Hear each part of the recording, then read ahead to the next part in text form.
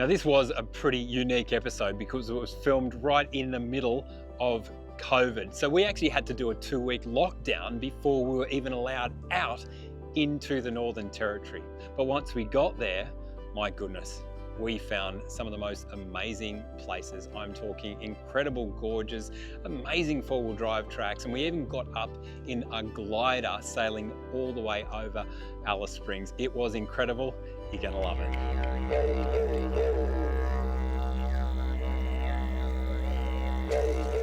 G'day folks, Pat Callinan here, coming to you from the red centre of Australia. Behind me is the magnificent Todd River and those beautiful river red gums.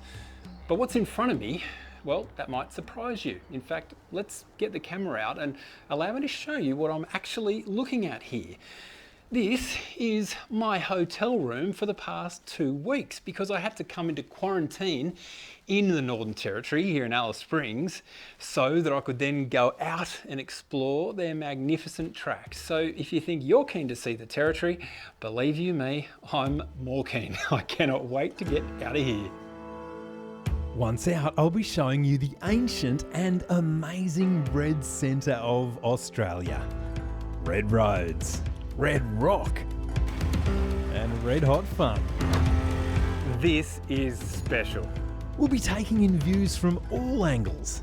Up high, down low. The further you drive in here, the better it gets. And between some of the most remarkable and ancient places on Earth. As soon as you hit that riverbed, this drive goes from being awesome to spectacular. We're starting this journey on a dry riverbed in one of the most remote parts of Australia. Long way away, hours and hours from supplies. Well, not really. How good is this? I'm driving up a dry riverbed.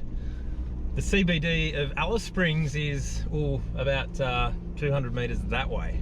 And I can't honestly think of any other city in the entire planet where you can drive up a river within a few hundred metres of the CBD. Unless of course you're in a boat, but not in a 4x4. Even with its traffic, Alice Springs makes a great starting point to stock up for a journey through this region. My trusty steed for this red centre journey is the Ford Everest Sport. She's running the bi-turbo diesel engine, but as you can see, we've added some good-looking fruit to the package. Upstairs on the Rhino backbone system, we've mounted a fancy new rooftop tent. It's called the iCamper, and I'll give you a tour of that later on. Downstairs, we're running Outback Armour suspension and BF Goodrich KM3s on a stunning set of fuel alloy wheels. Out front, we have some Nighthawk variable driving lights mounted on an ARB steel bull bar, with a pair of next-gen mirrors from Clearview giving us massive vision out back. And out back, with this rig, is where we're headed. Starting in Alice Springs, we'll head south along the Stewart Highway to Rainbow Valley, before venturing northwest through Owen Springs and into Palm Valley. Then it's south again through the Fink Gorge National Park, before jumping onto what is commonly known as the Mereenie Loop Road, stopping at Kings Canyon and entering a giant crater caused from an asteroid hitting the Earth. Well, the first stop on this journey, the first real stop other than Alice Springs, is called Rainbow Valley, and it's one of those absolute icons of the Northern Territory. It's featured in postcards right around the world because it is just an incredible clay pan and red rocks, but, well, you've got to see it to believe it. The road in here, it is rough, corrugated, but it doesn't require low range or anything. You can still make reasonable pace, but yeah, I don't think they seem to like a grader around here. Don't like it at all, really.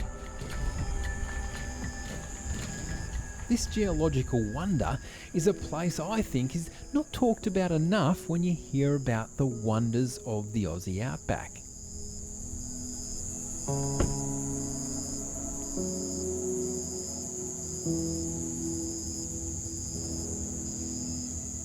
These mighty rock structures are actually made out of Hermannsburg sandstone. So while they look pretty tough, it's actually quite soft rock, and it's particularly susceptible to erosion, which is what gives you these magnificent structures. But what blows me away is the colour disparity between the rocks that are right next to each other. We've got this really dark ochre kind of pink rock over there, but a few hundred metres this way and you've got this gorgeous blonde understory and all these different hues going all the way from gold to really quite a red ochre. This is a place that you've just got to come and see for yourself. Well, this one here, it's called Mushroom Rock. Shaped a little bit like one, but what I want to show you is just over here. These honeycomb structures, you really don't see them much at all in other sandstone areas around Australia, like up in Queensland and down in the Blue Mountains. But I think it's because the rocks here are just so soft that the wind gets in, the rain gets in, probably a few pebbles and things, kicks around and creates a structure that is just so uncommon and really quite beautiful. The main car park doubles as a great camping site, especially when you have a rooftop iCamper to pop up. There are undercover tables to enjoy your meal, and what I think is one of the best views from a loo you will ever see. I've been scratching my head trying to work out why Rainbow Valley is just so magnificent. And I think I've worked it out. You get a good picture and then you frame it and it becomes really amazing. Out here, those rocks behind me are just beautifully framed. They're framed by this beautiful flat clay pan, that outback sky, and then the colours inside that rock structure there, they just absolutely pop. This is something special. Not far from Palm Valley off the Stewart Highway sits Owen Springs Reserve. Once a private cattle station, it was bought by the Northern Territory Government in 2000 and opened as Owen Springs Reserve in 2003. I've got to say, in less than 20 years of ownership, the Territory Government has done a great job preserving its features like the cattle station's original homestead.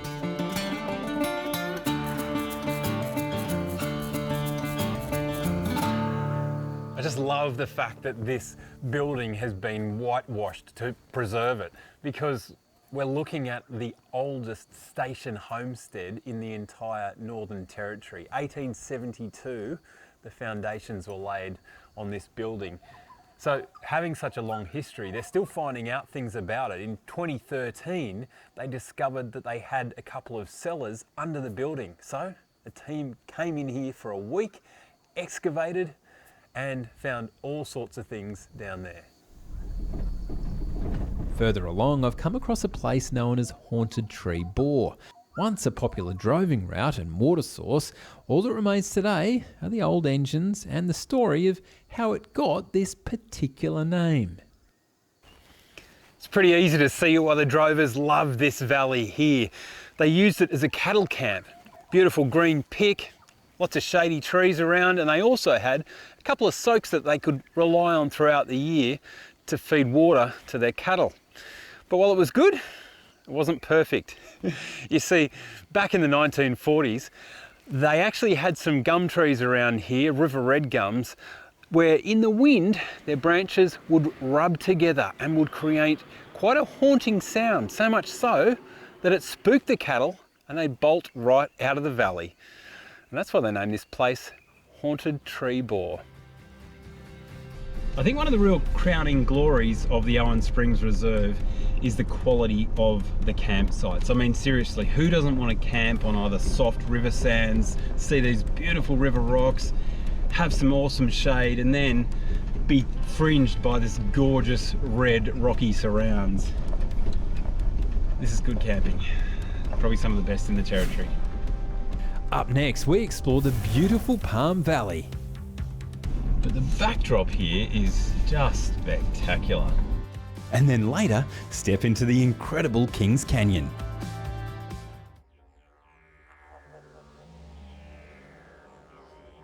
If Palm Valley was a date and this drive in was your first impressions, I think you'd be pretty damn happy, because right at the moment, that first impression, she's an absolute stunner.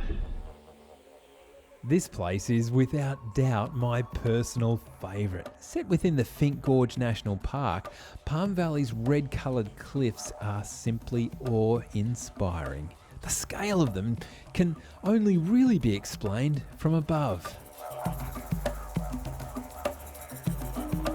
You might think you have to go to Arizona for views like this, but you don't. It's right here in the red centre of Australia. When you walk into a car dealership, I think this is the sort of track that you have in mind that you're buying the vehicle for. Red rocks that you're driving on, that you're surrounded by, a little bit of sand, a little bit of a challenge. This is what these things are built for. They're built to explore. They're not built to take to the shops. They do a good job at that, but they're really built for out here. And they just open up these parts of Australia that you could never explore in a two-wheel drive vehicle. Well, this is a first for me. Guideposts, coloured guideposts on either side of the track, just to make sure you know where you're going. Oh, this is wonderful. I have not been here for almost a decade. And to drive these tracks, and they are exactly as I remembered.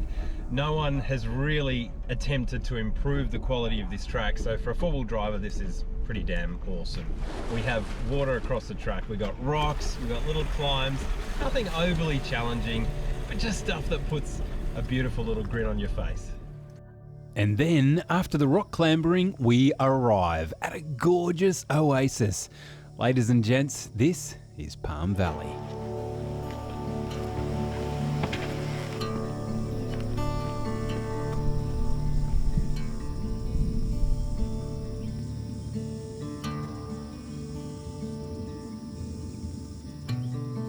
There's no doubt about it, it's somewhat bizarre to see palm trees in the middle of a desert in Australia. So scientists have been trying to nut it out. How did they actually get here? They've discounted the fact that millions of years ago this was a wetter place. They don't like that theory, not sure why. So that leaves two more theories. Possibly the Aboriginals brought the seeds down here into Central Australia about 15,000 years ago. The other theory is that seabirds actually use this as a migration path, so the potential is that they actually brought it in their droppings and germinated the palm trees here. But to this day, nobody actually knows, which is kind of cool. I like the mystery.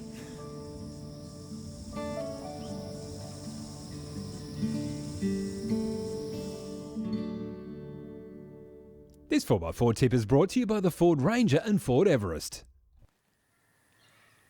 When I first started doing four-wheel drive shows, films I guess, about 20 years ago, we had no chance of filming in this kind of light. I have no lights on me at all at the moment, except I suppose the fact that I've got the screen on my phone.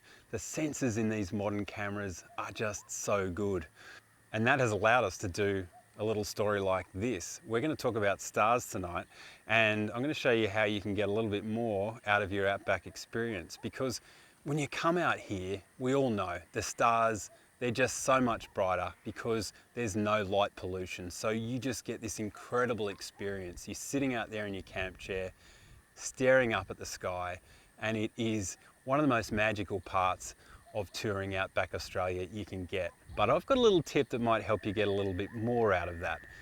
Now, there's a bunch of apps around that really track those constellations. The one that I'm using is called Sky Safari, and the wonderful feature about it is the fact that as you move your phone around, it moves with you. So I can see every constellation popping up live on my screen. Not only that, I can see all the different pictures of all these ancient gods and things that these stars are supposed to represent, as well as all the different planets in the sky. You really can just stare at this little screen and the sky for hours and hours and hours, and it just really makes this experience so much more interesting.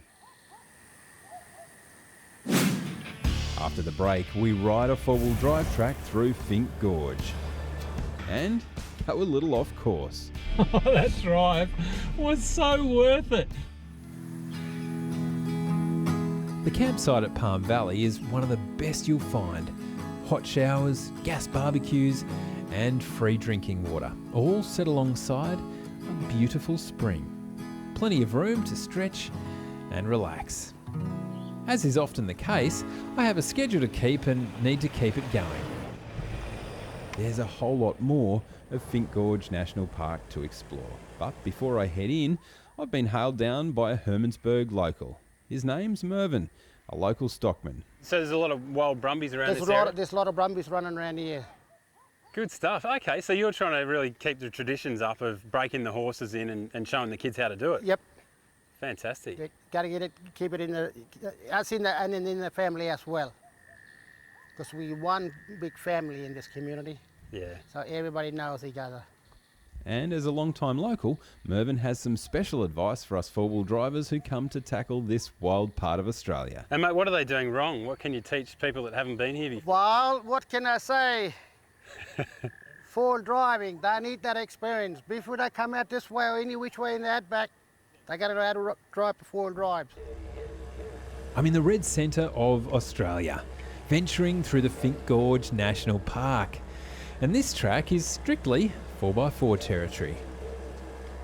We are on our way now to a place called Boggy Hole, and I think they call it Boggy Hole because it is a spot where a lot of 4x4s tend to get bogged. They do not recommend that inexperienced 4-wheel drivers come in here because there is nice deep sand, because this track tends to run right up the guts of a riverbed where there's lots and lots of very deep, coarse, and often, especially in the warmer weather, quite soft sand. One of the best tips for not getting bogged is having the correct tyre pressure. For these sandy tracks, I'm dropping my mud terrains from 45 down to around about 25 psi and making my Outback Armour shock absorbers a lot firmer to give my vehicle better handling and more control over the springs. It's definitely worth doing because, let's face it, who doesn't love driving up a dry riverbed? And the Finke River is an absolute beauty for doing just that.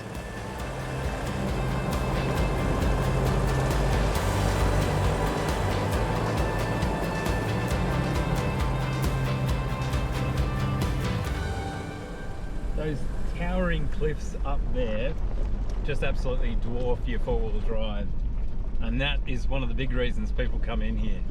As soon as you hit that riverbed, this drive goes from being awesome to spectacular. This really is one of the great 4-wheel drive tracks of Australia, and for the most of it, you feel like you have it all to yourself.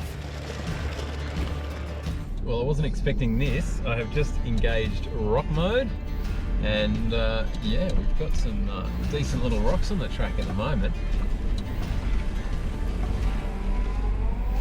No great challenge, but certainly a bit of fun.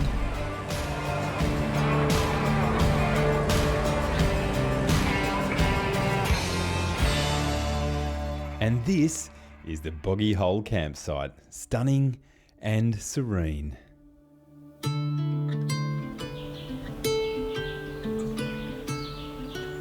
This run up the Finke River is actually a really well-used supply route, not just in the last 100 years, 150 years, but over the millennia. In fact, this river itself is one of the world's oldest rivers.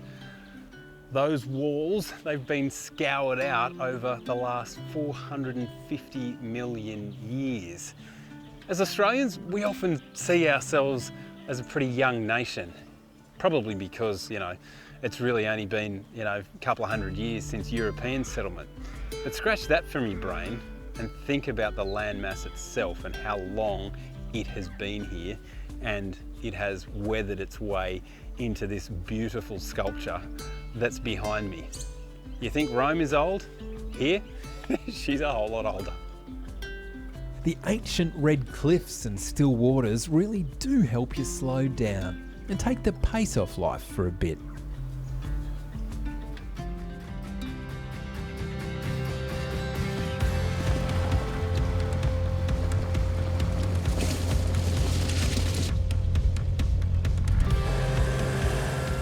One of the really cool things about this track is that Territory 4x4 have actually created markers for the journey, and they're quite handy because you can only zoom in on your GPS so far, and the tracks here really do zigzag really all over the place, particularly near the campsite, so you're often scratching your head going left, right, dunno. And then when you see these markers, that makes you feel safe again. Yep, I'm on the right track. When driving on tracks like this, it's also an advantage to have new technology on your side. I don't think I've ever used my throttle controller as much as I have on this trip in one hit, you know. You're going from high-speed dirt to sand, really soft sand, to climbing over rocks, back to high-speed dirt. It is really such a wonderful track for that. And what the throttle controller does is it either sharpens or it dampens your throttle response. So you want to dampen it when you're going over rocks, so you're not sort of jerking your car up and down and really, you know, surging as that turbo spools up. And then you want to sharpen it if you get a nice bit of high-speed dirt where you just want to make a mile. So it's really handy, and it just does make your vehicle that much more drivable and enjoyable. Yet another Finke River rocky water crossing. I just can't believe how different the water crossings are in such a compact area. I mean, you've got your regular river boulders, but then you've also got some that look like they are plasticine that have been molded, these gorgeous round-edged rocks that are sort of buried into the ground. And then you've got something like this one here, which is these sheets of rock that have sort of been tipped up on their side. It is just so different, and every one of them has their own real beauty. The beauty of this track is there's so many places to explore off it as well. I think I have just spotted a pretty cool tree over there in the scrub. Bit of a drop down here into a creek, and down we come.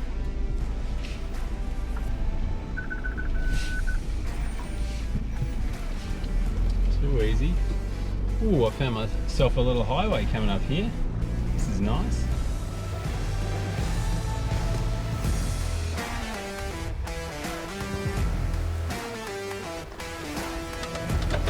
This is a little bit hairy now. I'm going to pop my locker on and see if I can get out of here. Woo! Go the Everest. Smashed it. That drive was so worth it. What a magnificent specimen. I tell you, if they made red gum calendars, this would be Miss January. You would start your year off with a bang. She is gorgeous.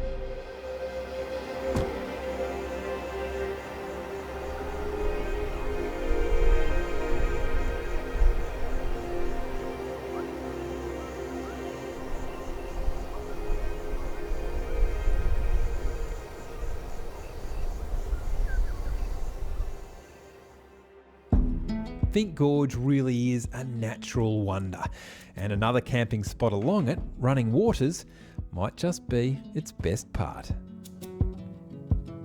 This next spot that I'm going to is spoken in kind of hushed tones by the people who have been here. I think largely because they don't necessarily want the rest of the world knowing about this location, because it is simply that good. Permanent water, gorgeous rock, and also plenty of fish, they tell me, things like bony brim of a decent size in the waterhole itself. So I cannot wait to visit.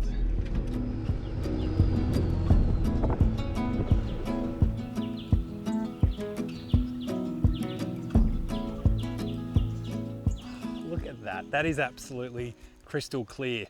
And to think that we are in the middle of the desert basically, and in central Australia, that this watercourse has never actually stopped running according to the local Aboriginal people. Now, they call this watercourse here the Finke Tulicha, and Tulicha is actually also the name of the mobs right around this whole area. So right up from Glen Helen, Ormiston, all the way down to Lake Eyre. Even when you're navigating by GPS around here, running waters is a little bit difficult to find. And the way that you know it's there is because there's a little green shed, no signage whatsoever. But if you drive past that green shed, which is just off the main drag, then that will take you down to the Finke River and all the majesty and beauty of running waters. Coming up, I take in the wonders of Kings Canyon. I think the pictures tell the story. That is spec-bloody-tacular. And journey along the Mereenie Loop Road. This is, well, it's kind of leaving, isn't it? I'm just over halfway on my journey around the red centre of Australia. Kings Canyon is next on the list, but with its expensive resort, you might be wondering what options there are for us campers. Kings Creek Station offers the basics at a basic price. There's fuel available, hot showers, camel rides, and if you're feeling snackish, even their own camel burger. But regardless of where you stay, your view over nearby Kings Canyon will be exactly the same. This place is absolute must-see. There's a number of walks you can do to immerse yourself in it. Today, I'll be taking the Rim Walk, which is about 6 kilometres return. Last time I was here was around about a decade ago with my entire family, and one of my gorgeous little cherubs had a wee bit of a meltdown down in the valley, so we missed out on doing the Rim Walk. But not this time, no kids, so I'm free to roam, and I am told that this one is something special.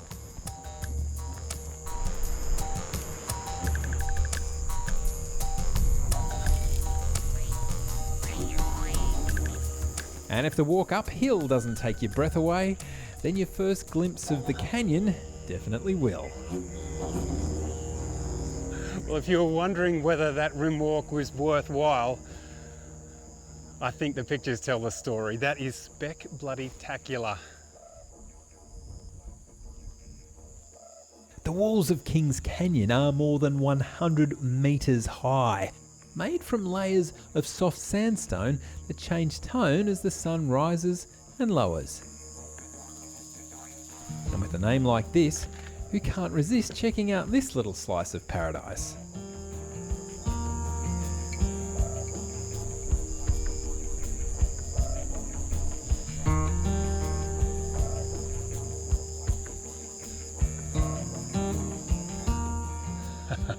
Garden of Eden indeed. In fact, back in 1872, when Ernest Giles came through exploring, he thought this place had tourism potential even then. And he had some pretty interesting words to say. Could it be transported to any civilized land, its springs, glens, gorges, ferns, cycads and flowers would charm the eyes and hearts of toil-worn men who are condemned to live and die in crowded towns. And to be honest, Ernie, I don't think things have changed too much to this day, because I would recommend that anyone that is stuck in a city gets out here and explores this not so red heart of Australia, because there's plenty lush and plenty green in here. This next slice of Outback Gourmet is brought to you by and cooked on the mighty Easy Trail Sejuna 15. I've taken her on more than one Outback adventure, and for a family hybrid off-roader, she packs plenty of punch. A few bunks up front, and a king-size bed down the back, and aircon, plus a whopping big shower. You've got no excuse not to get away. But it's the gourmet kitchen that I'm working on tonight. On the menu this evening is my seared chicken with white wine in a real creamy sauce. It is absolutely delicious. I know you're going to love it, but I don't normally cook with wine because traveling with wine for me in the past has been a little bit in the too hard basket until I found these little awesome pouches or sachets. This is called green skin wine, and that, folks, is actually 750 ml of good Aussie wine. And as you can see, it packs down brilliantly. It's a really robust little bag, so it's sort of changed my traveling habits. Now I can actually cook with wine and not worry about it crashing and bashing and leaking all over the back of my four-wheel drive. So let us kick off with the chicken. I have a nice hot pan here that I've already seasoned with salt and pepper, and we've got some beautiful big chicken breasts that I've already tenderized. Now you tenderize them to obviously make them more tender, but also to slim them out a little bit so they cook a whole lot quicker.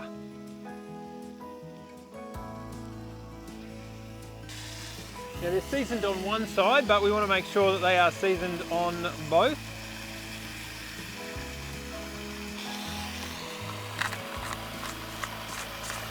Now we're trying to brown the chicken up here because that creates this thing called a Maillard reaction, which really makes it tasty and slightly caramelized on the outside. So we want to make sure we get that gorgeous warm coloration on both sides of our chook. While that's cooking, we're gonna get started on our sauce. So it's pretty simple, only 3 ingredients. We are going to put in 1 cup of chicken stock. We're also gonna put in a glass of our gorgeous white wine. This one, by the label on the back, it is Sauvignon Blanc Semillon. So we'll put a cup of that in.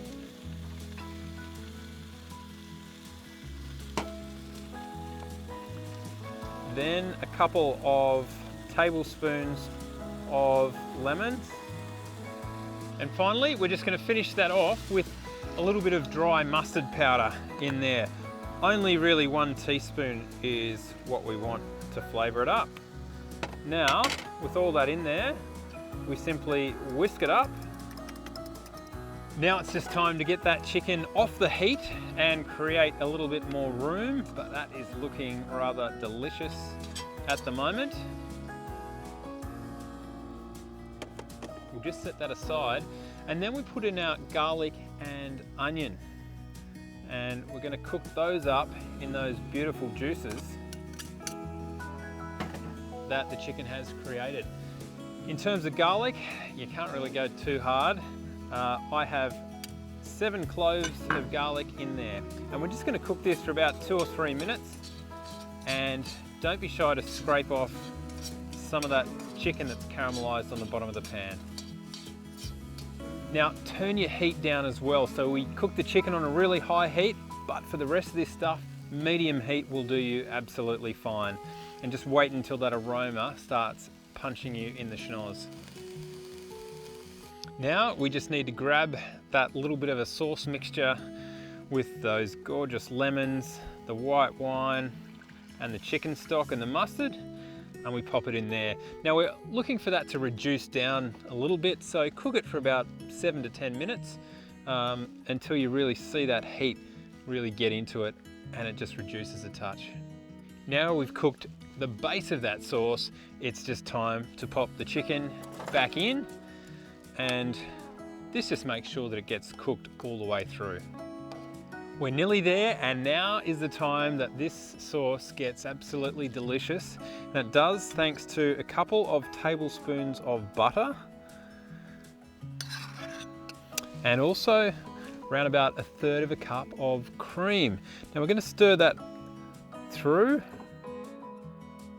Well, it's plate up time now. We have a nice bed of brown rice there, and this is looking pretty damn tasty. We will make sure we get plenty of that sauce, because that is the good stuff. Yummo. But really important that we have a nice little bit of greenery on top. So we've got a bit of basil there.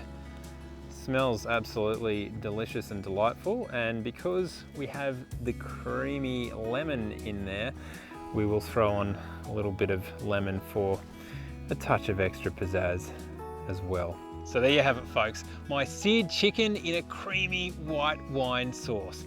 I think you're gonna love it. Up next, an asteroid crater in the desert. And I buckle up to get high.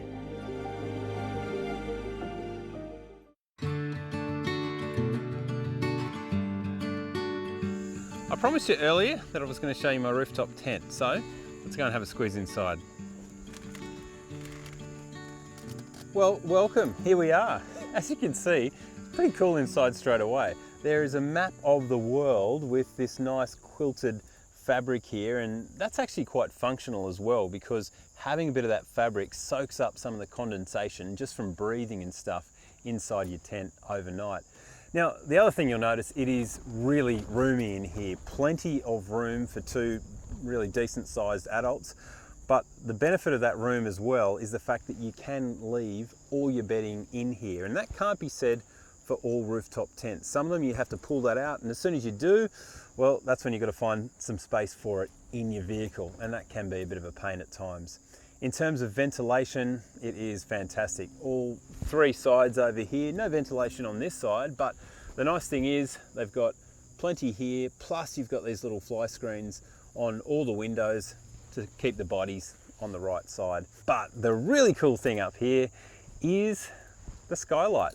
So if you look up there, I mean, you want to check out a beautiful sunrise or stare at the stars while still having a little bit of a covering up there, you have got it. And that can also be closed right off. So if you still want to have a sleep in and darken everything off and keep the sun out, you can do that as well. Now, after a few weeks in the Red Centre, I'm pretty impressed with how dust-proof this has been as well. You can really see that no dust has sort of crept up the sides and certainly not inside. In terms of waterproofness, we've actually had loads of rain out here in the Red Centre overnight mainly, and I was a little bit worried that when I packed it up that would drop a whole lot of moisture inside. Doesn't actually happen. It gets caught on this nylon fly and it really stays on the right side. So yes, it will pack up a little bit wet, but none of that wetness actually gets back inside the tent and onto the mattress. So a really good thing. When it comes to the setup, really, it's about 1 minute, I reckon, between pretty much when you pull up and when she's set up. If you do want to put out those side awnings, it'll take a few minutes more, but this is super fast. But one of the big things I like about this setup is the fact that this guy, because it's all elevated up in the air, you can stay nice and clean and then hit the track. The road around Kings Canyon and back towards Alice Springs, the dirt road that is referred to as the Mereenie Loop. Now, this is pretty much a high-speed dirt road. You will probably average somewhere between 80 and 100 kilometers per hour. There's some corrugations and stuff, but it's a pretty drive. Although, in four-wheel drive terms, it's not really quite as good as the boggy hole track. In fact, when you compare it to that, it's a bit of a yawn. But that's okay, because as always, it's the roads off it that I've really come to explore. And I've noticed a set of hills too good to pass by. I am just turning into Goss Bluff, or the Aboriginal name is Narala.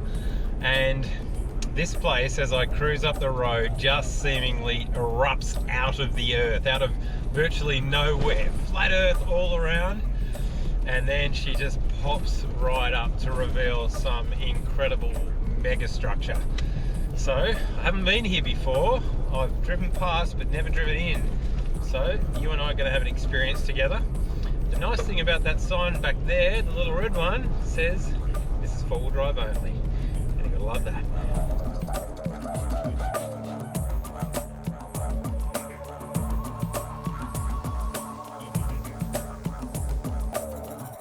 Wow, the further you drive in here, the better it gets. From the road, you see one sheet of rocks, but you're actually allowed to drive right through the guts of those rocks, and then even more and more appear. This is a lot deeper, and there's a whole lot more than meets the eye from the main road. The scale of these mountains that rest in a near perfect circle are hard to comprehend. The best way to see them is to immerse yourself in them via a walking track right out to the middle.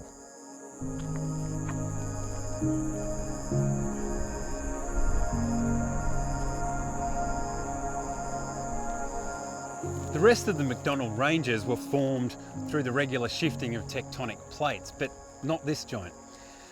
This place was formed when 142 million years ago, a comet crashed to the earth, creating a hole that is 20 kilometres wide, one that I'm standing smack in the middle of. The energy of that collision was over 1 million times more powerful than the Hiroshima atomic bomb. And those shockwaves have been measured in the rocks 4 kilometres below where I'm standing.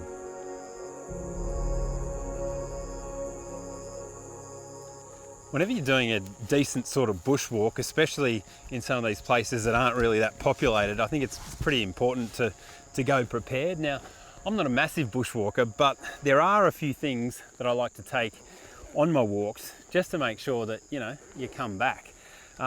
Big one, and one that I don't think you can overdo, is the water. And if it's in a nice insulated setup like this, even better. You're not drinking hot water on the road, on the trail at least. The other one, first aid kit. And make sure that that first aid kit has a snake bandage. The one that I'm using here is a survival first aid kit, and it's got a cracking one here that is a snake compression bandage that actually tells you how much compression you actually have to give. And when you pull that into a square, that's when you know that you've got the correct tension.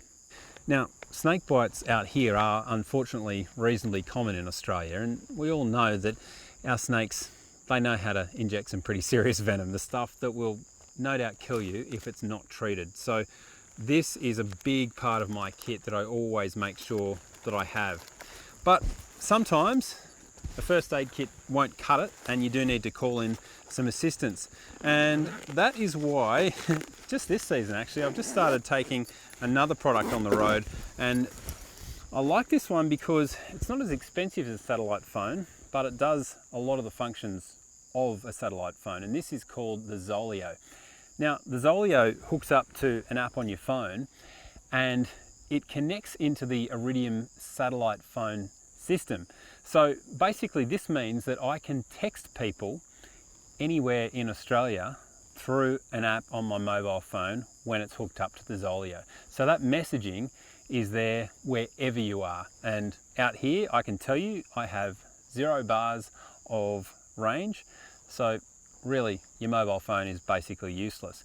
But on top of that, it's got an SOS function. So if things go really bad and you have, I don't know, snake bite, broken leg, whatever, and you really need some assistance, it does have an SOS button. So you flick that open and hit that, and that will send a message through to AMSA, and they will activate and come out and try and get you. But it's got some other really cool features too. You can even get weather forecasts on this from dark sky, and you can also check in so others know that you're okay. Plus, you can share your GPS location with others. But really, it just makes it easy for contacts to reach you anywhere. Next up, I'm going to get sky high in Alice. I'll just bless myself just in case this is the last loop I ever do. Well, my next activity comes with a bit of anticipation. I have never done this one before. We're going to go up in a glider. That's right, a plane without an engine. Am I stupid? Reckless? Possibly all of the above, but I'm going to give it a go. My pilot will be Dutch-born flying instructor Mart Bosman from NT Soaring. He's been racing these lightweight craft for over 20 years. So here she is. Ready for a big one.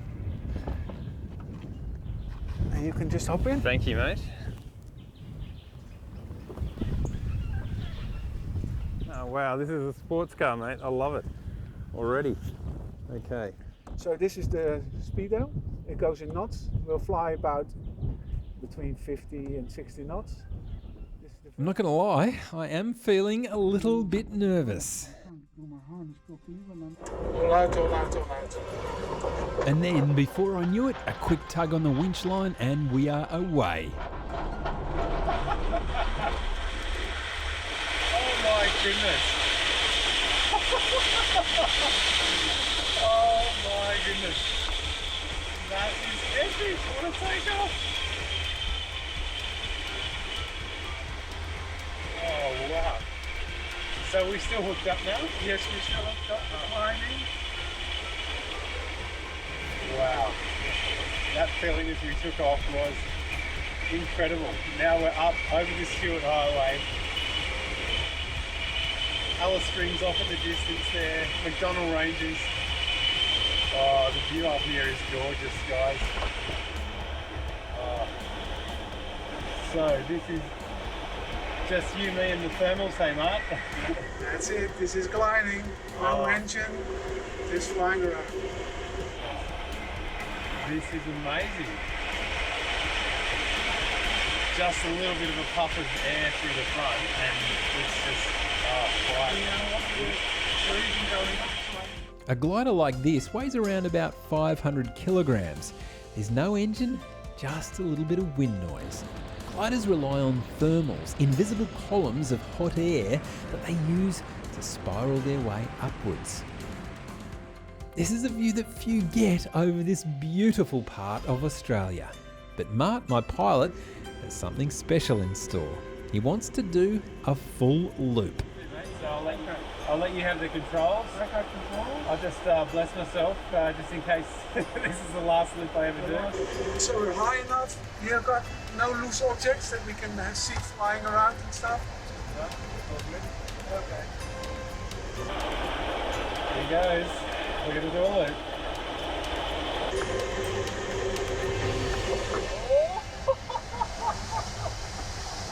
Oh wow, we're diving real Oh my god, this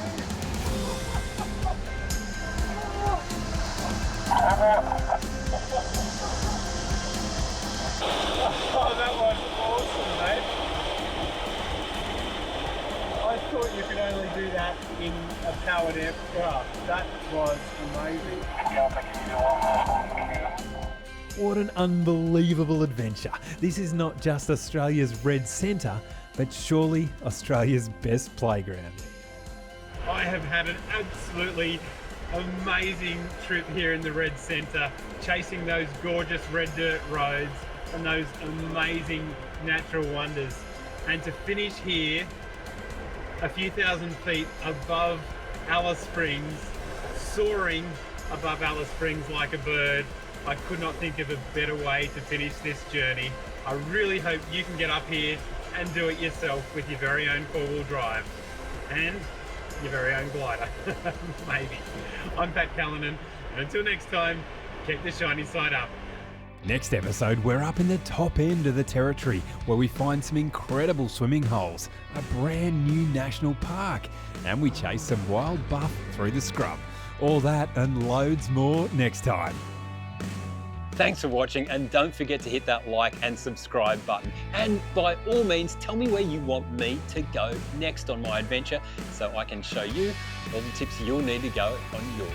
I'm Pat Callinan. Until next time, keep the shiny side up.